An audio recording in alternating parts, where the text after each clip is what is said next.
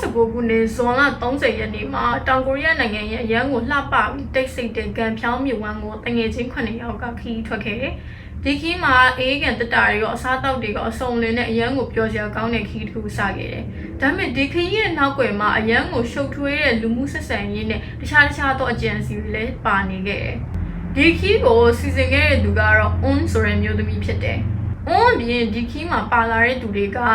Sam, Joe, Leo နဲ့ Yuna တို့ဖြစ်တယ်။အဲ့ဒီပြင် Yuna ရဲ့ရည်စားလည်းပါတယ်။ Yuna က On ရဲ့ငယ်တငယ်ချင်းဖြစ်တယ်။ Joe ကကြတော့ On ရဲ့လက်ရှိရည်စား Leo ကတော့ On ရဲ့ရည်စားဟောင်းဖြစ်တယ်။အဲ့အပြင်ဒီခရီးမှာ Leo ရဲ့လက်ရှိရည်စားဖြစ်တဲ့ Chloe လည်းလိုက်လာတယ်။နောက်ဆုံးတစ်ယောက်ကတော့ Sam က On ရဲ့လက်ရှိခင်ပွန်းဖြစ်တယ်။ပြောရရင်ဒီဖွဲ့ထဲမှာ On ရဲ့ခင်ပွန်းရဲ့ On ရဲ့လက်ရှိရည်စားရဲ့ On ရဲ့ရည်စားဟောင်းရဲ့3ယောက်လုံးစုံနေကြတယ်။သူတို့တနေကုန်ရေကူးကြရတဲ့ဒီနွေရာသီမှာဖျဲသီးတွေစားရင်းနဲ့ပျော်ပါခဲ့ကြတဲ့အချိန်အဲ့အချိန်မှာသူတို့နေဝင်ချိန်ရောက်လာတယ်အိမ်ပြန်ကြတော့မယ်။သူတို့ကားပေါ်မတက်ခင်မှာရုတ်တရက်ဆိုသလိုအဖွဲတွေကတယောက်ကဘာပြောလိုက်လဲဆိုတော့နောက်ဆုံးတစ်ခေါက်လောက်ငါတို့ကြောက်ဆောင်ပေါ်ကနေခုံချကြရအောင်လို့ပြောလာတယ်။ဒီလိုနဲ့မှောင်ရိပ်တန်းနေတဲ့အချိန်မှာ Joe ရဲ့ Leo ရဲ့ Sam တို့ကကြောက်ဆောင်ပေါ်ကိုတက်သွားတယ်။ On ကတော့ကမ်းခြေကနေပဲကြည့်နေခဲ့တယ်။သူတို့3ယောက်လုံးရေထဲကိုတယောက်ပြီးတယောက်ခုံချလိုက်ပင်မဲ့ Joe နဲ့ Leo ကပြန်ပေါ်လာခဲ့ပင်မဲ့ Sam ကတော့ရေထဲကနေဘယ်တော့မှပြန်ပေါ်မလာခဲ့ဘူး။ဒီမှုကိုအပေါ်ယံကြည့်ရင်တော့မတော်တဆမှုလို့ထင်ရပင်မဲ့ဒီမှုမှာတန်တရားရှိတဲ့3ဦးရှိရဲ့။ဒါကတော့ On ရဲ့လက်ရှိရည်စား Joe ကပြောရရင်တရားမဝင်လူကုန်ကူးမှုခိုင်းနေနဲ့ပတ်သက်တယ်လို့လည်းသူကဆွဆွဲခံထားရတယ်။နောက်တစ်ယောက်ကတော့ On ရဲ့ရည်စားဟောင်းဖြစ်သူ Leo နဲ့ On ရဲ့ကြားမှာလည်းဖြတ်တောက်လို့မရတဲ့ဆက်ဆံရေးရှိသေးတယ်လို့ဆိုရဲ။နောက်တစ်ယောက်ကတော့ On ကိုယ်တိုင်ပဲဖြစ်တယ်။ဒီဇလန်ကဘလို့စတယ်လဲဆိုတော့ On ကကိုရီးယားနိုင်ငံရဲ့နာမည်ကြီး SBS သတင်းဌာနကိုအကူအညီတောင်းပြီးတော့ကျမရဲ့အားကိုးရခင်မွန်ဆုံးရှုံးသွားလို့ကျမဘဝပြတ်ပါပြီလို့သူကမျက်ရည်ဆက်လက်နဲ့ပြောပြခဲ့တယ်။သူက SBS ကို Sam ရဲ့ပုံစံကိုပြောပြတဲ့အချိန်မှာ Sam ကသူ့အတွက်အရန်ကိုပြည့်စုံတဲ့ခင်ပွန်းတယောက်လိုမျိုးပုံဖော်ခဲ့တယ်။ Sam ကမိသားစုကိုလည်းချစ်တယ်အလုပ်လည်းစူးစမ်းတယ်။သူမိဘတွေကိုထောက်ပံ့မှုအတွက်လည်းအလုပ်နှစ်ခုကိုတပြိုင်တည်းလုပ်ရတယ်။ဒီလမ်းဘေးကစတိုးဆိုင်ကခောက်ဆွဲဘူးလေးဝယ်စားဖို့တောင်မှပတ်စံမရှိတဲ့ဒီစင်းရဲခဲ့ပေမဲ့ကျမတို့တယောက်နဲ့တယောက်အတူရှိနေတာကပဲအရေးကြီးဆုံးလို့သူကတွေးနေခဲ့တာလို့ပြောခဲ့တယ်။သူကကိုယ့်အတွက်ကိုတောင်မငဲ့ပဲဖနှက်ဆုပ်နေအောင်မလဲပဲနဲ့ပြတ်သွားတဲ့အထိစီးတဲ့သူမျိုးပါဆိုပြီးတော့ Sam ကိုအရန်သနာစရာကောင်းတဲ့လူတစ်ယောက်ဖြစ်ပုံဖော်ခဲ့တယ်။အဲ့ဒီပြင်သူကဒီအာမခံကုမ္ပဏီကသူမကိုပေးရမယ့်ဒေါ်လာ6သိန်းကိုမပေးဘဲနဲ့ရဆက်ဆက်လိမ့်လည်နေပါတယ်သူမဘဝပြတ်တော့ပါမယ်သူမမှာစားရမရှိတော့ပါဘူးဆိုပြီးတော့ဂယုဏတက်အောင်လို့စူးစမ်းခဲ့တယ်။ဒီလိုနဲ့ SBS သတင်းဌာနကလည်းဒီလိုမျိုးအာမခံကုမ္ပဏီကြီးကလူတွေကိုအနိုင်ကျင့်နေတဲ့အကြောင်းကိုသူတို့ကရိုက်ကူးကိုစိတ်ဝင်စားတယ်။ဒီလိုနဲ့သူတို့စုံစမ်းလိုက်တဲ့အခါမှာသူတို့အမှန်တရားကိုတွေ့သွားတယ်။အဲ့ဒီနေ့သူတို့မြင်းဝမ်းကိုရောက်တဲ့နေ့ကဗီဒီယိုဖိုင်တစ်ခုရှိတယ်။သူတို့ကစော့နေနဲ့သူတို့ဖျဲသီးစားကြဖို့လုပ်တယ်။အဲ့ချိန်မှာသူတို့ဖျဲသီးခွဲဖို့အတွက်ဓာမေ့ကြံလာတယ်ဆိုတဲ့အကြောင်းပြချက်ကိုတုံးပြီးတော့သူတို့ဒီစုံစမ်းစီပေါ့နော်ကြောက်တုံးကက်ကြီးစပ်ဖို့စော့ကြတယ်။ချုံတဲ့သူကဖျဲသီးကိုခေါင်းနဲ့ခွဲရမယ်ဆိုပြီးတော့လောင်းကြီးစားတတ်တယ်။ဒီလိုနဲ့ On ကရှုံးသွားတယ်။ရှုံးသွားတဲ့အခါမှာ तू မခွဲဘဲနဲ့သူ့ယောက်ျားဖြစ်သူ Sam ကိုခွဲခိုင်းတယ်။ဒီဗီဒီယိုထဲမှာဆိုရင် Sam ကဒီပန်းအောင်ဆောင်လေးပေါ်မှာဒူးထောက်နေရတယ်သူ့ရဲ့ဘေးမှာတော့ On ရဲ့လက်ရှိရည်စားဖြစ်သူ Joe ကဖျဲသီးကိုဖိထားတယ်။ Sam ကဒီဖျဲသီးကိုတစ်ချက်ဆောင်းနိုင်နာရလို့သူကောင်းသူပြန်ကင်နေတာကိုလည်းတွေ့ရမှာပဲပေါ့နော်။ဖျဲသီးတစ်လုံးကိုခွဲဖို့ဆိုတာအားအများကြီးလိုတယ်ဒီလိုမျိုးခေါင်းနဲ့ဆောင်းခိုင်းတာကတကယ်နောက်ပြောင်တာမဟုတ်ဘဲနဲ့တမင်အနိုင်ကျင့်တာနဲ့တူနေပေါ့နော်။ Sam ကပဲဇနီးဖြစ်သူကိုလွန်လိုက်လွန်းတာလားဒါမှမဟုတ်သူကတစ်ခုခုပဲကြောက်နေရလားဆိုတော့မပြောတတ်ဘူး။ On ပြောတယ်အာမခံကုမ္ပဏီကသူ့ကိုပတ်စံမပေးဘူးဆိုတာကလည်းအာမခံကုမ္ပဏီကဒီသိဆုံးမှုကိုမတော်တဆလို့မယုံကြည်ခဲ့တာကြောင့်ပဲ။ဘာလို့လဲဆိုတော့ Sam သိဆုံးသွားတဲ့နေ့ကသူတို့ရဲ့အသက်အာမခံကုမ္ပဏီမှာဝယ်ထားတဲ့ဟာကတက်တန်းကုံဆုံးမှုအတွက်နာရီပိုင်းအလိုမှာပဲဖြစ်သွားခဲ့တာမို့လို့ဒါကတိုက်ဆိုင်မှုလားဒါမှမဟုတ် On မဲစီစဉ်ထားတာလား။ အဲ့ဖျဲကြီးကိုခွဲနေတဲ့အချိန်တော့ဆိုရင်လေတကယ်စမ်းမြက်ပုံစံကအရန်တနာပူကောင်းတယ်သူ့ရဲ့ဇနီးဖြစ်သူအွန်းကလည်းနော်လုံးဝသူ့ယောက်ျားကိုတနာမယ်မရှိဘဲနဲ့အလဲကနေကွဲအောင်ခွဲရမယ်နော်ဆိုပြီးတော့မှပဲဝိုင်းပြီးတော့အပေးအောင်များလုပ်နေလိုက်သေးတယ်ဒါအပြင်နောက်ထပ်ဗီဒီယိုတစ်ခုမှဆိုရင်လေသူတို့ကဆမ်ကိုရေထဲကဒီလေးမှုတ်ဘောကွင်းပေါ်တင်တယ်တင်ပြီးတော့ရေနက်ပိုင်းစီကိုဆွဲခေါ်သွားတယ်ဆမ်ကရေမကူးတတ်တဲ့သူဖြစ်တယ်အဲ့တော့သူကကြောက်လန့်တကြားနဲ့ရေကအေးတယ်ပုံတော့ဆိုပြီးထက်ခါတလဲလေးပြောနေခဲ့တယ်အဲ့ချိန်မှာဂျိုးကဆမ်ညင်းနေတာကိုဂူးမဆိုင်ပဲနဲ့ဒီဘောကွင်းကိုရေထဲကိုမြုပ်အောင်လို့လှန်ချပလိုက်တယ်ဗီဒီယိုထဲမှာဆိုရင်ဂျိုးကဆမ်ရဲ့ဒီလေးမှုတ်ဘောလုံးကွင်းကိုလိုမျိုးအားနဲ့လိုမျိုးအရန်ခါနေပြီးတော့ရေထဲနစ်အောင်လုပ်တယ်ဆမ်ရဲ့ခေါင်းကရေထဲကိုခဏခဏနစ်သွားတဲ့အခါမှာတကယ်ကိုရုန်းကန်ပြီးတော့တက်ရှူဖို့အတွက်စူးစမ်းနေတာအဲ့ချိန်မှာဆမ်ကလည်းရက်ပေးငါ့ကိုရက်ပေးငါ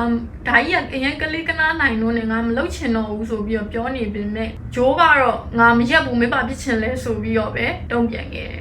အဲ့ချိန်မှာဇနီးဖြစ်သူအွန်းကတော့ဒီဗီဒီယိုကိုရီမောပြီးတော့ရိုက်ကူးနေခဲ့တယ်အဲ့ပြင်ဒီခီးစင်မှာအွန်းကသူနဲ့ဆမ်နဲ့ကလင်မယားပါဆိုတာကိုတချို့လူတွေကိုပေးမသိခဲ့ဘူးလို့လည်းပြောတယ်ဒီ Chloe ပေါ့နော်သူ့ရဲ့ရီစာဟောင်းဖြစ်တဲ့ Leo ရဲ့လက်ရှိရီစာ Chloe ကဘာပြောလဲဆိုတော့သူမကဆမ်နဲ့အွန်းတို့ကလင်မယားလို့သူလုံးဝမထင်ခဲ့ဘူးလို့ပြောတယ်။ဘာလို့လဲဆိုတော့ဒီခီးစင်ကိုလာတဲ့တခြားမှာကားမောင်းလာတဲ့အချိန်ဆမ်ရဲ့ကားကိုအွန်းရဲ့လက်ရှိရီစာဂျိုးကမောင်းပြီးတော့ဂျိုးရဲ့ဘေးမှာအွန်းကထိုင်နေဆမ်ကတော့အနောက်မှာထိုင်နေအဲ့တော့သူတို့နှစ်ယောက်ကိုအိမ်အောင်သေးဆုံးလွဲပါလို့သူတို့မထင်နေကြဘူးလို့ပြောတယ်ဒီလိုနဲ့ဒီခီးစင်မှာဆမ်ကတနေကုန်ပင်ပန်းပြီးတော့သူအိမ်ပြန်မှုပဲစိတ်ဆောနေခဲ့တယ်ဒါပေမဲ့ဒီနည်းနည်းလေးမှောင်မိုက်လာတဲ့အချိန်မှာအွန်းကဘာပြောလဲဆိုတော့ငါတို့နောက်ဆုံးတစ်ခေါက်ဒီကြောက်ဆောင်ဘွားခုံချကြရအောင်လို့ပြောတယ်အဲ့ချိန်မှာရေကြောက်တက်တဲ့ဆမ်ကညင်းလာပေါ့ငါမခုံချင်ဘူးလို့ပြောတယ်ဒါပေမဲ့အဲ့ချိန်မှာအွန်းကရှင်ခုံရင်ကျမခုံမယ်ဆိုပြီးတော့ဆမ်ကိုဖိအားပေးတယ်ဆမ်ကအရင်အပြန်ချင်နေပြီသူဒီနေရာမှာမရှိချင်တော့ဘူးအဲ့တော့သူက okay ပြီးရောဆိုပြီးတော့သူ့မိမကိုသဘောတူလိုက်တယ်ဒီလိုနဲ့ည8နာရီခွဲခန့်မှာဒီ15ပေအမြင့်ရှိရဲ့ကြောက်ဆောင်မောကနေအမျိုးသား3ဦးကခုံချတယ်ပထမအဦးဆုံးဂျိုးကရေထဲကိုခေါင်းဆိုင်ပြီးတော့ခုံချလိုက်တယ်သူ့မှာကဒီလေးမြုပ်ပြုံပေါ့နော်ကျုပ်ပါသွားတယ်အဲ့နဲ့သူကရေပေါ်မှာအตาရပဲအဲ့ကျုပ်နဲ့မျောနေခဲ့ဒုတိယမြောက်မှာလီယိုကခုံချတယ်လီယိုလည်းရေပေါ်ပြန်ပေါ်လာတယ်ဒီလိုနဲ့နောက်ဆုံးမှာဆမ်မြင်အလှည့်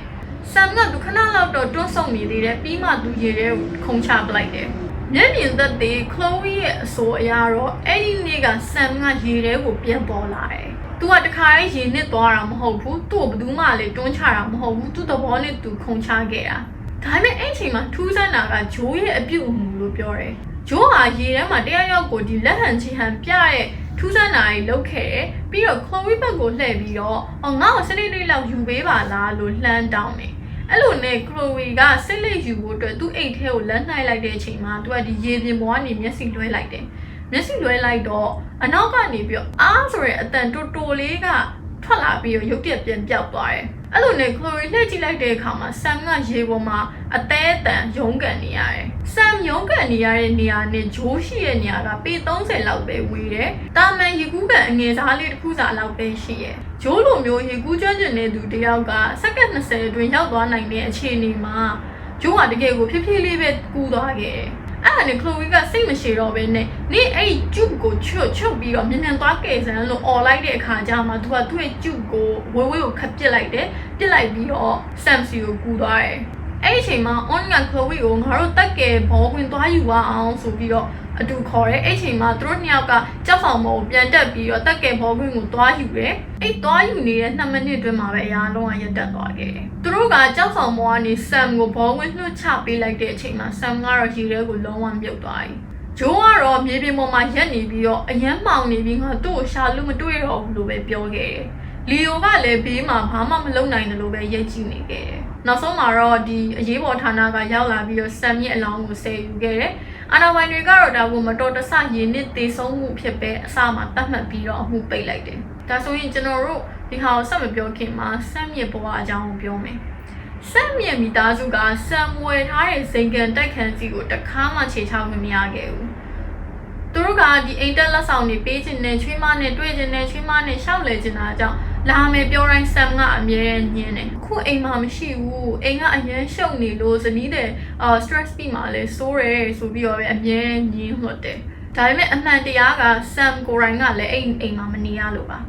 Sam ကတစ်နှစ်ကိုဒေါ်လာ 6000 ကျော်ပေါ့နော်ကိုရီးယားရဲ့ပြင်းပြလာစားရဲ့2ဆလောက်ထိကိုရတဲ့ထက်မြက်တဲ့သူတစ်ယောက်ဖြစ်တယ်။ On နဲ့မဆောင်ခင်မှာသူကဒေါ်လာ 3000 ကျော်လောက်ကိုစုစည်းနိုင်လောက်တဲ့အထိကိုစီးပွားရေးကိုနားလေတယ်။ဒါပေမဲ့ On နဲ့လက်ထပ်ပြီးနောက်မှာ On ကဒီသူမရဲ့စာတိမြေဖြစ်တဲ့အင်ချွန်းကစိန်ခံတိုက်ခန်းမှာနေခြင်းနဲ့လို့ဆိုအတင်းတောင်းဆိုတယ်။အဲ့တော့သူကဝယ်ပေးလိုက်တယ်။ဒါပေမဲ့အင်ချွန်းနဲ့သူအလုံးလုံးတဲ့စူဝန်တွေကအများကြီးဝေးတယ်။အဲ့တော့ Sam ကသူ့အလုံးနဲ့နီးတဲ့စူဝန်မျိုးကဒီမြေရောက်ခံပေါ့နော် basement လေးမှာငှားပြီးတော့နေရတယ်ဒီ basement ရဲ့ပုံစံကိုပြောရရင်ကျွန်တော်တို့ဒီ Oscar ဆွေရ Parasite ခါတွေကအခန်းနေမြင်မှုမှာပေါ့နော်အဲ့လိုအခန်းမျိုးမှာ Sam ကနေရတယ် Sam တေဆုံးပြီးနောက်မှာအန်ဝဆရာကောင်းတာက Sam ဝယ်ပေးထားတဲ့တိုက်ခန်းစီမှာအုံးကသူ့ရဲ့ရီစာဂျိုးနဲ့အတူနေတယ်တခါတလေဆိုရင်တခြားသောရီစာတွေကိုပါခေါ်လာခဲ့သေးတယ် Sam ကအလုံးပိတ်ရက်တွေမှာဒါအဲ့အိမ်ကိုပြန်လာခွင့်ရပြီးတော့ကျန်တဲ့အချိန်တွေမှာအလုပ်ကိုစူးစမ်းပြီးတော့ရသမျှပတ်စံကိုအုံးစီပဲပို့ပေးနေခဲ့တယ်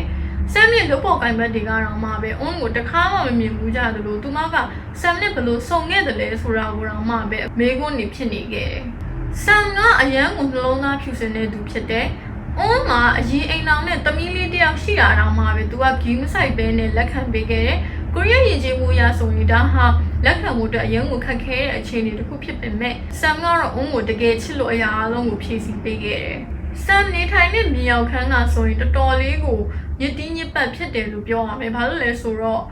့လမ်းပေါ်မှာလည်းအမိုက်တွေဖုံမှုန့်တင်နေဒီပိုးဟက်တွေကပြင်းပေါက်ကနေအခန်းထဲကိုအမြဲတမ်းဝင်လေးရှိတယ်။နေရာဒီမှာဆိုလဲဆိုထိုင်းလုံးလို့ကြွက်တွေဝင်လာမှဆိုလို့ပြင်းပေါက်တွေကိုလည်းအမြဲပိတ်ထားရတယ်။ရေချိုးကန်းကလည်းမတက်ရက်လို့တော့မရတယ်လို့အဆိုးဆုံးကတော့ဒီလျှက်စစ်မီးဖို့နဲ့ရေပိုးမီးကိုပေးဖို့တော့မှမလောက်လို့အမှောင်ထဲမှာပဲနေခဲ့ရတယ်။ Sam ကတစ်နှစ်ကိုဒေါ်လာ 9000 နီးပါးရပေမဲ့သူ့ရဲ့ဘဏ်အကောင့်က on ရဲ့ဖြတ်လန်းတစ်ခုပဲဖြစ်ခဲ့တယ်။လဆောင်ဝင်လာတဲ့2စက္ကန့်အတွင်းမှာ on ရဲ့ဘဏ်အကောင့်လေးကိုအလိုလျောက်ကိုရောက်သွားတာ။ Sam ကကိုလာစာနဲ့ကိုခောက်ဆွဲဘူးလေးတစ်ခုဝယ်စားချင်တာတော့မှပဲ on စီမှာခွင့်တောင်းရတယ်။9နှစ်အတွင်းစုဆောင်းထားတဲ့ဒေါ်လာ3000ကုန်သွားရုံနဲ့မကပဲနဲ့2018ခုနှစ်မှာ Sam ကဒေါ်လာ3,200,000အကျွေးတင်ပြီးတော့ဒေဝါလီပါခံခဲ့ရတယ်။ Sam ရဲ့တငယ်ချင်းတွေကဆိုရင် Sam တယောက်ဖက်နဲ့အစုပ်တီစီအစားအသောက်အတွက်ပေါ့နော်ဒီ$3 4,000မှာပဲလိုက်ချီးနေရတာကိုကြည့်ပြီးတော့အရန်ကိုစိတ်ပူခဲ့ကြတယ်။ပြောရရင် Sam ကအရေးမကြီးရင်ပတ်စံမတောင်းနေသူဆိုတာလေသူတို့ကသိတယ်။ဒါပေမဲ့ Sam ကတော့အမြဲတမ်းငါတို့ချစ်ကြပါရဲ့ငါတို့ခဏပဲခွဲနေတာပါဆိုပြီးတော့ပဲ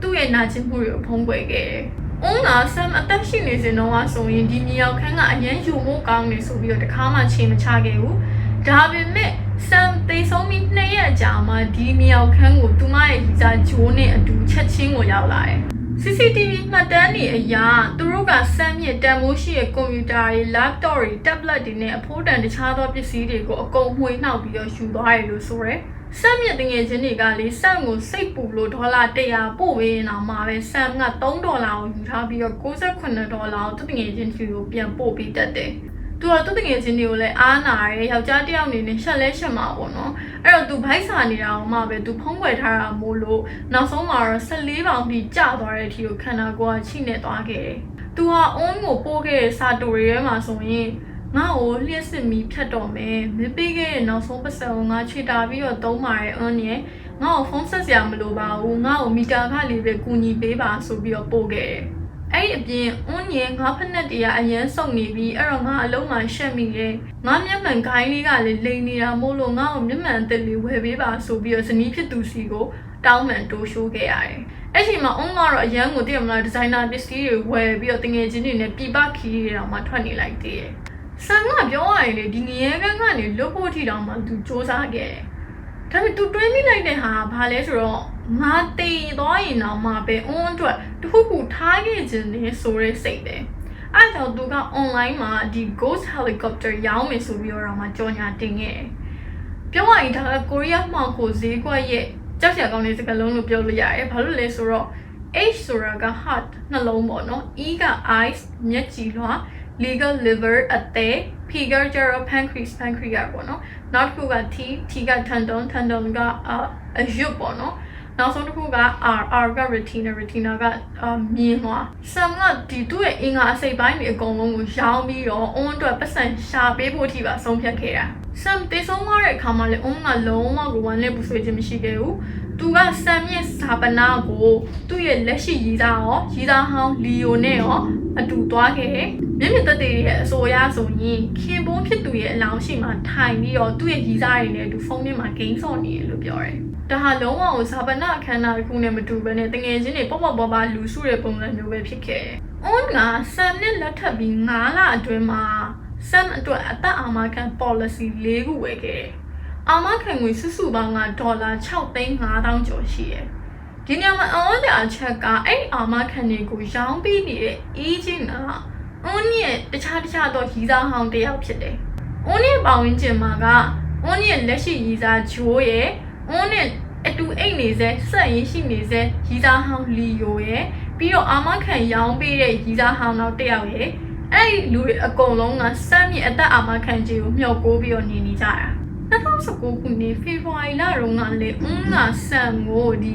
ီငါပူတင်စားဖို့တော့ခေါ်သွားသေးတယ်ဒီပူတင်ရဲ့အစိတ်ကဒီဆိုင်ရနဲ့အစိတ်ထက်တောင်မှအစ1200လောက်များတယ်လူတယောက်ထိသွားမယ်ဆိုရင်ဖြည့်စည်းမရှိတဲ့အထိကိုများတယ်ဒါပေမဲ့သူတို့နိုင်ငံမှာချို့တော့သူတွေကစားကြတယ်ပေါ့နော်ဒါက risk ယူပြီးတော့စားရတာမျိုးလည်းဖြစ်တယ်ဒါပေမဲ့တေချာချက်ပြုတ်ပြီးစားမယ်ဆိုရင်တော့အဲ့လောက်ကြီး effect မဖြစ်ဘူးပေါ့အဲ့ဒီနေ့ကအွန်းကသူ့ရဲ့ရီစားဂျိုးစီကိုစားပို့တယ်ဘာပို့လဲဆိုတော့ငါရဲ့သူ့ပကံထဲမှာတဲ့ငါပူတင်အစိတ်တွေအများကြီးထည့်ထားတာမှာ तू ကဘာလို့မသိတာလဲဆိုပြီးဒေါ်လာတစ်ကြီးနဲ့စာပို့ခဲ့တယ်။အဲ့ဒီနေ့ကဆမ်ကဒီဘိုင်နဲနဲ့နာယုံလောက်နေပဲကန်ကောင်းထောက်မှစွာနဲ့အတပေးရလုတ်ခဲ့တယ်။အွန်းကဆမ်ရဲ့အသက်အာမခံခြင်းကိုဆမ်ရဲ့ပတ်စံနဲ့ပဲပေးတာ။တခါတလေလဲ तू မတုံးရတာရှိမှာပေါ့နော်ဒီခါကိုပေးနေရဖြစ်တဲ့အတွက်ကြောင့်အဲ့ဒါ तू နှမျောတာလည်းဖြစ်လိမ့်မယ်အဲ့တော့မပေးဘဲနဲ့ခါလီရက်ထားတတ်တယ်။ဒါပေမဲ့ तू ကဆမ်ကိုတတ်ဖို့စီစဉ်တဲ့အခါတိုင်းမှာအဲ့အာမခံခြင်းကိုအပြေးလွှားကိုသွားတွင်းတတ်တယ်။အဲ့ဒီနေ့ဆမ်ရီတကူမှာတည်ဆုံးမဲ့အချိန်ကအသက်အာမခံခြင်းတက်တန်းကုန်မှု4နာရီပဲလို့တော့တယ်။ဒါဟာပြောရရင်တိုက်ဆိုင်မှုလုံးဝမဟုတ်ဘူးတကယ်ကိုအချိန်ကြိုက်ကြီးလုပ်ခဲ့တာ။အဲ့ဒီအပြင်အွန်ရဲ့လက်ရှိရီစားဂျိုးပေါ့နော်ဂျိုးရဲ့ရီစားဟောင်းတယောက်ရဲ့ထွက်ဆိုချက်အရာသူတို့မေလာတုန်းကလည်းဒီကမ်ပင်းခီးစဉ်တကူထွက်ခဲ့သေးတယ်။အဲ့ဒီတုန်းကလည်းသူတို့ကဆမ်ကိုရေထဲမှာအုပ်စုလိုက်အနိုင်ကျင့်ခဲ့ကြသေးတယ်လို့ဆိုတယ်။ရေမကူးတက်တဲ့ဆမ်ကိုရေပေါ်မျောထားတဲ့ဒီကရိယာပေါ်ကိုတင်ပြီးတော့အကုန်လုံးကတမင်တကာတစ်ဖက်ထဲကိုစုထိုင်ကြတယ်။အဲ့ဒီအချိန်မှာသူတို့ကဆမ်ကိုရေထဲကိုလှန်ကြအောင်လုပ်ခဲ့တယ်လို့ဆိုရယ်။ဆမ်ရုံးကန်နေတာကိုကြည့်ပြီးတော့အွန်းကတော့အော်အပါတော့အရင်ရှိရရပဲဆိုပြီးတော့နှောက်ပြောင်နေခဲ့သေးတယ်။ဒါဆိုရင်ကျွန်တော်တို့ဒီမှုရဲ့အဓိကတရခံလို့တန်တရားရှိရတဲ့အွန်းရဲ့အကြောင်းကိုပြပြမယ်။တောင်ကိုရီးယားရဲ့နာမည်ကြီး reality show တစ်ခုဖြစ်တဲ့ Love House မှာအွန်းတို့မိသားစုကိုရွေးချယ်ခဲ့ပူတယ်။အဲ့ဒီတော့ကအွန်းကအသက်73နှစ်ပဲရှိသေးတယ်။မတန်မဆွမ်းမိဘနှစ်ပါးကိုပြုစုရင်းနဲ့အခန်းကျင်းလေးထဲမှာစစ်စစ်ရဲရဲနေထိုင်ရတဲ့ပုံကိုရိုက်ကူးခဲ့တာ။အဲ့ချိန်မှာ interview ရဲ့လူတွေကသူ့ကိုသမီးဘာစုလိုချင်လဲလို့မေးတဲ့အခါမှာအွန်းကသမီးကအဲ့ရင်နဲ့အရန်လှုပ်တတ်တယ်တဲ့။အဲ့ဒီပြင်စကားလည်းပြောလို့တဲ့။မိဘတွေကိုအေးပြတ်မှစိုးရိမ်နေအားကြောင့်မို့လို့တမီတီးတန့်ခန်းလေးတစ်ခန်းပဲလိုချင်ပါရဲ့ဆိုပြီးတော့ဖြေခဲ့ဘူးတဲ့ဒီစကားလေးကတနိုင်ငံလုံးကိုသူမအောင်တကယ်နတ်မိမယ်လေးလိုမျိုးပဲဝိုင်းဝန်းပြီးတော့ချစ်ခင်နေကြတယ်မေလာကအဲ့ကမ်ပင်းခီးစင်မှာဖြစ်ခဲ့တဲ့ကိစ္စကလည်းထူးဆန်းနေဘာလို့လဲဆိုတော့အွန်းကဆမ်ကိုရေထဲကိုတွန်းချခဲ့တာကိုဂျိုးရဲ့ရီစားဟောင်းကမြင်ခဲ့တယ်အဲ့ဒီမှာဆမ်ကရေကြောက်တတ်တယ်လीနော်အဲ့တော့ तू ကလက်ပြီးတော့မင်းငါ့ကိုတွန်းချတာဆိုပြီးတော့အော်ဟစ်ပြီးတော့ပြောတယ်အဲ့ဒီမှာအုံးကအရန်ကိုတင်းရင်နဲ့ပဲရှင်မူးပြီးတော့ပြုတ်ကြလေဘာလဲရှင်ရတဲ့ကျမကိုမကောင်းတဲ့သူဖြစ်ခံချင်တာလားဟုတ်ပြီလေရရအဲ့ဆိုထားလိုက်တော့ကျမတွန်းချရတယ်ပဲထားလိုက်တော့ဆိုပြီးတော့ဆမ်ကိုတော့မှပြန်ပြောခဲ့သေးရဲ့အဲ့နဲ့နောက်ဆုံးမှာဆမ်ကလည်းသူနဲ့ပြန်ညင်းမနေတော့ပဲနဲ့အေးဟုတ်တာပါငါပဲမှားတာပါဆိုပြီးတော့ပြန်တောင်းပန်ရတဲ့အထီတောင်ဖြစ်သွားတယ်လို့ဆိုရယ်အွန်ရဲ့အစီအစဉ်ကအာမခံ policy တွေနဲ့ဆက်ဆက်နေရဲ့အာမခံခြင်းမသွင်းမဲနဲ့ပြတ်တောက်သွားတိုင်းမှာသူမကပြန်သွင်းလိုက်တဲ့အချိန်တိုင်းမှာဆမ်ကအသက်ဘေးနဲ့ကြုံရတယ်။ဘာလို့လဲဆိုတော့ဖေဖော်ဝါရီလ18ရက်နေ့မှာသူအာမခံငွေကိုသွင်းတယ်။ဖေဖော်ဝါရီလ25ရက်နေ့မှာသူပူတင်ကအစိတ်နဲ့တပ်ဖို့အတွက်လုပ်တယ်။အဲ့လိုနဲ့ခြားထဲမှာမသွင်းဘူး။ဒါပေမဲ့မေလ10ရက်နေ့မှာအသေးအတန်ပြန်သွားသွင်းပြန်တယ်။အဲ့ဒီမေလအတွင်းမှာပဲဒီကမ်ပင်းခီးစဉ်ကိုသူတို့ထွက်တယ်အဲ့မှာရေထဲကိုတွန်းချပြီးတပ်ဖို့ဆုံးဖြတ်တယ်ဒါပေမဲ့မသိဘူးဒါပေမဲ့ဇွန်လအကုန်အာမခံတက်တန်းကုံဆုံးမှု4နာရီအလိုမှာပဲဆမ်ကတည်ဆုံးသွားခဲ့တယ်။အွန်းရဲ့လက်ရှိရီစားဂျိုးနဲ့အွန်းကအထက်တန်းကျောင်းတွေကတငယ်ချင်းတွေဖြစ်ခဲ့ကြတာ။သူတို့ကဆမ်ရဲ့ပတ်စံနဲ့အသက်အာမခံကိုရယူဖို့အတွက်စနစ်တကျကိုပူးပေါင်းကြံစည်ထားတယ်လို့ပြောရမယ်။ Only a jungle sub your ye, telling a longer, the Nagi a gama liga, Tatan Jama, Sabi or Lama Yoke. Tuma Annie Trapiwa, Trapia ye, Madame Swamiba Nabao, Swambi Kedo, Jown a Kapage. Tuma Joya La Alma, Lilo the Market, look I gave you, yes, can will changing when I try lonely gay. That session in my Galadia week have been met. Tuma long became a damn sheep and a Galeo, Matan Swan and Tumi Barisima, Pian Tavi or Big hair. Tumaha Galeo, South Water, saying machine will send you big have been met. Plus this surgery low for a drug dog, William Yamia, don't you be a 2 years of you, young and I. Some are tired of low arm TV, a take out 2 years in Nami Melis or a Poye go back, Kuni Jingea. You got good cheer to your got in the Somara go near a comma. Try my eye, but no one she you jump around Pipi, you mean a comma, the bones of Biami, me, Pipi, try my eye about the day. I went one gun long alum hobo. Some days only a bounty ajama to a yegas armon, what about go to Abiama to a peony get the Again, the year line see our key to a diagon or lower some would the eye bone and chimney gave. And be not who got joy and lawyer bono. A long joy lawyer got you double gas and apples and name do a chain so any unable to a lookout chai. And they got 2 wood tired that should lay by Piomo to a some see your pipe like Lujaya than my pipe and some net. We didn't know to appear like that. A ye will turn out of phones a day chamale to a deep ally upon the island with the debate. Then the machine, Pioja so be to a Pioge.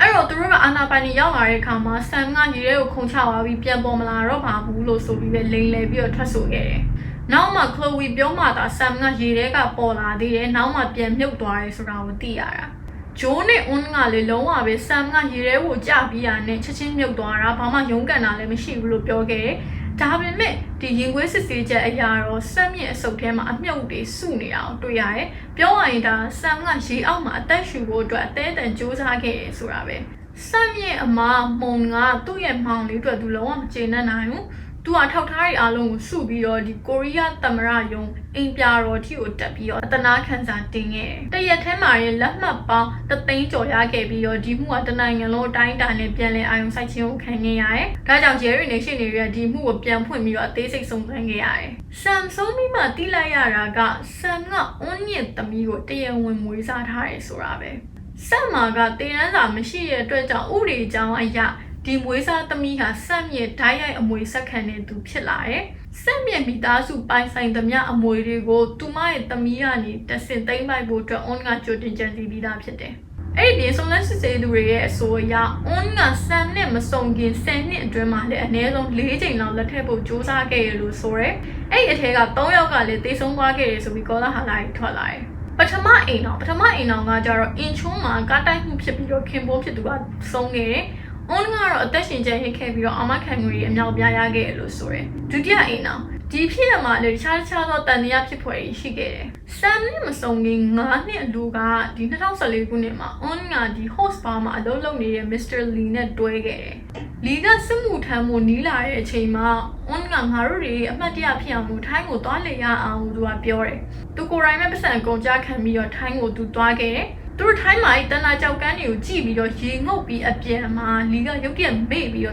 days on Wage. Onga or Adonga, or do I yet I doubt her, like Bobby, they are so be a Bioke with me. Liam does are alone at a high, low jam move around to rock Haima Yunjige. Adonga, Jerry Garamato, some who so be a who bake heavy me, Sammy and who bought la Maro. Taga only a better mouse on the Mupinine so good than the eye in the lie. Not to Jogaro, Patrick Lucore. Patrick got the omo a Yanchike Lubioame. The Bowing at the Rega on a 2 and Minkley so be on me. A be on to my and Bidasu thing agent in a Patrick lower payment to you. Mingala point Mima Yauna, 2 at the Miba in the thing agent is around let the go. Was asking you Mugas at Minglas on it, no one as a bene 2 Zanige. And Patrick and Miba Riga, through Paladu, some long hobby or something like the Kama. Mila Sama Pala, Miba in the Edagon, Pessan being a high deal songs around the lay. Elune, Unga Shabi or Patrick or Tabi or Trabi Wire. Tammy now by my Galatian and Piano Labi or Tan, Nicholas, so we are building a Patrick or Loma with young Jim Shiro. ဒီလိုနဲ့ Sam တေဆုံးပြီးနောက်ပိုင်းအမှုကိုပြန်စတင်နေတဲ့အချိန်မှာ2020ခုနှစ်အစောပိုင်းမှာ On နဲ့ Joe တို့က Interpol ကအလိုအရှိဆုံးစာရင်းမှာပါလာကြတယ်လူတိုင်းကဒီ Joe ရဲ့တခြားသောလူမိုက်ခိုင်းတွေနဲ့ပါဝင်ပတ်သက်မှုကြောင့်ပြပကိုပြေးသွားလောက်ပြီလို့ပဲထင်နေကြတယ်။လေးလကြောင်လို့ထွက်ပြေးပေါင်းရှောင်းနေတဲ့ On နဲ့ Joe တို့ကိုဖမ်းမိတဲ့အခါမှာသူတို့ပေါင်းတဲ့နေရာအရန်ကိုထူးဆန်းတယ်။သူတို့ငှားနေတဲ့နေရာကအရန်ကိုညစ်ပတ်ပြီးတော့အမိုက်ပုံလိုဖြစ်နေခဲ့ပေမဲ့အထဲမှာတော့တကယ်ကိုဈေးကြီးပြီဆိုတဲ့ဒီဇိုင်နာပစ္စည်းတွေနဲ့ပဲပြည့်နေခဲ့တယ်။အိတ်ခမ်းရဲ့မျက်နှာချက်မှာဖုန်း9လုံး laptop နဲ့ USB တခုကိုဖွက်ထားတာကိုရဲတွေကတွေ့ရှိခဲ့တယ်။ဒါကသူတို့လောက်ထားတဲ့ဟာကိုဖုံးကွယ်ဖို့စ조사နေဆိုတာရင်းသိတာတယ်။ဒီမှုပေါက်ကြားသွားတဲ့အဓိကအကြောင်းရင်းကလည်းအွန်းရဲ့လောဘနဲ့မာနကြောင့်ပဲ။အာမခံကုမ္ပဏီကသူ့ကိုငွေမပေးလာတဲ့အခါမှာအွန်းကငြိမ်ငြိမ်မနေတော့ဘဲနဲ့အာမခံကုမ္ပဏီကိုတော့မှပြန်ပြီးတရားစွဲဖို့လုပ်လိုက်သေးတယ်။အဲ့လိုနဲ့သူကဒီလူသိရှင်ကြားသူတနာခံရဖို့အတွက် SBS ရုပ်သံဌာနကိုသူကိုယ်တိုင်ဆက်သွယ်ပြီးသူကဒီမတန်မဆွမ်းမိဘတွေကိုကျွေးမွေးနေရတဲ့ Sam တေဆုံးသွားတော့သူတို့ငတ်တော့ပါမယ်ဆိုပြီးတော့လိန်ခဲ့ဒီလိုနဲ့ SBS ကဒီကိစ္စကိုစုံစမ်းလိုက်တဲ့အခါမှာအမှန်တရားအကုန်လုံးပေါ်ချလာခဲ့အဲ့တော့ဒီမှုကိုဖွင့်ဖို့အတွက်ဖြစ်သွားခဲ့တာကအွန်းကြောင့်ပဲလို့ပြောလို့ရတယ်တရားရုံးမှာဆိုရင်အွန်းရဲ့အဖေကဘာပြောလဲဆိုတော့ तू ကမိဘကိုလှုပ်ကျွေးနေတဲ့သမီးကောင်းလေးပါဆိုပြီးတော့ထွက်ဆိုခဲ့ပေမဲ့အွန်းကသူ့မိဘတွေနဲ့စကားမပြောတာဆက်သွယ်မလို့တာတစ်နှစ်လောက်ရှိပြီလို့သိရတယ်ဒီအွန်းရဲ့ရီစာဟောင်းလီယိုကလည်းဒီမှုမှာပူပေါင်းကြံစည်မှုနဲ့အဖမ်းခံခဲ့ရတယ်။ဆမ်ကိုနှိပ်စက်တဲ့ဗီဒီယိုတွေအာမခံ policy ကိုချိန်ကိုက်ဖွင့်လိုက်ပိတ်လိုက်လုပ်ခဲ့တဲ့မှတ်တမ်းတွေကြောင့်အွန်းကဘလို့မှညင်းလို့မရတော့ဘူး။ဂျိုးကလည်းပြောရရင်အွန်းထက်တောင်မှရဲတဲ့သူလို့ပြောရမယ်။ဘာလို့လဲဆိုတော့သူကအဖမ်းမခံရတော့ငါဆိုရင်သူ့ကိုဝေဖန်နေတဲ့ online ကလူပေါင်း100ကျော်ကိုအသေးရဖြတ်မှုနဲ့ပြန်ပြီးအောင်တရားစွဲခဲ့သေးတယ်။ဒါပေမဲ့ तू ကဒီနာမည်ကြီးမီဒီယာလေးလိုဟာမျိုးတော့ तू မထီရဲဘူး။ဒါပေမဲ့ဒီ Reddit လိုမျိုး platform ကနေရာမှာဝေဖန်နေတာမှန်လူတွေတော့သူအချင်းချောက်ခဲ့တယ်။ဥပမာသူတို့စီကနေပြန်လဲပြီးတော့ကြေးငွေဖြစ်ဒေါ်လာ1500ဝန်းကျင်လောက်ကိုတောင်းပြီးတော့မှငွေညှစ်ခဲ့တယ်။နောက်ဆုံးတရားရုံးမှာဘာသိလိုက်ရလဲဆိုတော့ On က Sam ကို gaslighting လုပ်ထားတာပေါ့နော်။ပြောရရင် On က Sam ကိုရှင်ကကျမကြောင့်အသက်ရှင်ရတာကျမမရှိရင်ရှင်ကဘာမှမဟုတ်တော့ဘူးဆိုတဲ့ပုံစံမျိုးနဲ့ brainwash လုပ်ခဲ့တာမျိုးလို့ပြောရမယ်။ကိုရီးယားမှာက gaslighting လုပ်တာကိုတက်သေးပြဖို့ခက်ပင်မဲ့ Sam ရဲ့အတန်နှစ်တန်းတွေနဲ့ On နဲ့တခြားတော့ဆိုးရတဲ့ဆက်ဆံတဲ့ပုံစံတွေကသူမကိုပြစ်ဒဏ်ချဖို့အတွက်ခိုင်လုံတဲ့ကြောင်းပြချက်တွေဖြစ်လာတယ်။ဒီလိုနဲ့နောက်ဆုံးမှာတော့ On ကိုခင်ပွန်းဖြစ်သူကိုတတ်တဲ့အမှုနဲ့အာမခံငွေလိမ်လည်မှုတို့နဲ့အတူထောင်နဲ့တသက်တကြွချမှတ်ခဲ့တယ်။သူနဲ့အတူဂျိုးကိုတော့ပူပေါင်းကြံစည်မှုနဲ့ထောင်နဲ့30ချမှတ်ခဲ့တယ်။ရာဇဝတ်မှုမှတ်တမ်း28ခုရှိတဲ့အပြင်အိမ်တွင်းအကြမ်းဖက်မှုမှတ်တမ်းတွေနဲ့နာမည်ပြက်နေတဲ့လီယိုကတော့လက်ရှိမှာစစ်ဆေးမှုတွေနဲ့ဆက်လက်ရင်ဆိုင်နေရဆဲဖြစ်တယ်။အစိုးရဆုံးကတော့အွန်းကနောက်ဆုံးအချိန်ကြီးသူကလုံးဝနောင်နာမရှိဘူး။ तू ကအခုထောင်ထဲမှာဆိုရင်ဒီချီအင်လို့ခေါ်ရပေါ့နော်။ချီအင်ကကြတော့ကလေးကုန်ကူးမှုနဲ့ထောင်နဲ့45နှစ်ကြာမှတ်ခံနေရတဲ့သူ။အဲ့ဒီယောက်ျားနဲ့ तू ကစာပေးစာယူတွေလုပ်နေတယ်လို့ပြောပါတယ်။သူကစာရီထဲမှာဆိုကြောက်ကိုကြောက်ငါတို့အရင်တနာဖို့ကောင်းနေဆိုပြီးပြောကြတယ်။ကဘာကြီးကသူတို့ပေါ်ရမ်းရဆက်ပါတယ်ဆိုပြီးတောင်းနဲ့တောင်းနှစ်သိမ့်ကြတယ်လို့ဆိုတယ်။ဒီမှုပြီးနောက်မှာဒီမှုကိုအစောပိုင်းမှာတော့ငါမတော်တဆမှုလို့သတ်မှတ်ခဲ့တဲ့တရားလို့ရှိနေတွေက Facebook မှာလူသိချင်းကြားတောင်းပန်ခဲ့တယ်။သူတို့ရဲ့ပေါ်ရမှုကြောင့်စမ်းမြင့်မိသားစုနှစ်ချီပြီးနာကျင်ခဲ့ရတယ်လို့တရားခံတွေကလည်းအချိန်တော်ကြာကိုလွတ်သွားခဲ့တယ်။ဒီမှုကိုနားထောင်နေသူတိုင်းကSam ကိုအပြစ်တင်ကြရတယ်ပေါ့နော်။ Sam ကဘာလို့မသိရလဲဆိုပြီးတော့မေးကြတယ်။ Sam ကအရန်ကိုစိတ်ထားကောင်းတဲ့သူဖြစ်တယ်။အရန်ကိုတော်တဲ့သူဖြစ်တယ်။လူတယောက်ကအဲ့လောက်ထိရုံမာနိုင်နေဆိုတာသိပေမဲ့ကိုချစ်ရတဲ့သူကတော့ကိုယ့်ပေါ်အဲ့လောက်ထိရုံမာနိုင်မှမလားဆိုတာကိုဘယ်သူမှစဉ်းစားမိမှာမဟုတ်ဘူးလေနော်။ Sam အတွက် On ကအရင်တော့က TV ပေါ်မှာသူမြင်ခဲ့ရတဲ့အခန်းလေးတစ်ခန်းပဲလိုချင်တာပါဆိုရယ်ဖြူစင်နဲ့နတ်မိမယ်လေးပဲဖြစ်ခဲ့တယ်။ तू က On ရဲ့စိတ်တရားတွေကိုကူစားပေးချင်ခဲ့တာဒါဟာသူ့ရဲ့အပြစ်မဟုတ်ဘူးအဲ့ဒီအပြင် Sam က On ရဲ့ gaslighting မှုတွေအောက်မှာသူ့ကိုယ်သူယုံကြည်မှုတွေပျောက်သွားခဲ့တယ်ငါပဲနင့်ကိုချစ်တာငါမရှိရင်နင်ကဘာမှမဟုတ်ဘူးဆိုတော့အမြဲပြောခံနေရတဲ့လူတစ်ယောက်ကနောက်ဆုံးမှာလှောင်ရင်နဲ့ငှက်လို့ပဲဖြစ်သွားတယ်အဲ့ကြောင့် तू ဒီလောက်ကြီးနှိမ့်ဆက်ခံရလိုမျိုးရက်ဆက်ခံနေရအောင်မှာပဲ तू အချစ်လို့ထင်အောင်ထင်မှာဖြစ်ခဲ့တာနေမယ်ကဲဒါဆိုရင်ကျွန်တော်ဒီမှုလေးကိုဒီလောက်နဲ့ပဲအဆုံးသတ်လိုက်ပါတော့မယ်ဆိုပြီးကြည့်ပြီးတဲ့သူများလည်းကျွန်တော်ထူးကျေးဇူးတင်ပါတယ်နောက်ထပ်တော့စိတ်ဝင်စားဖွယ်ရာမှုခင်းတွေအတွက်လည်းကျွန်တော်ရဲ့ channel လေးကို like and subscribe လုပ်ပြီးတော့စောင့်မျှော်ကြည့်ဖို့လည်းမမေ့ပါနဲ့အောင်နော်အားလုံးပဲတားရတဲ့နေ့လေးကိုပိုင်ဆိုင်ကြပါစေတတာ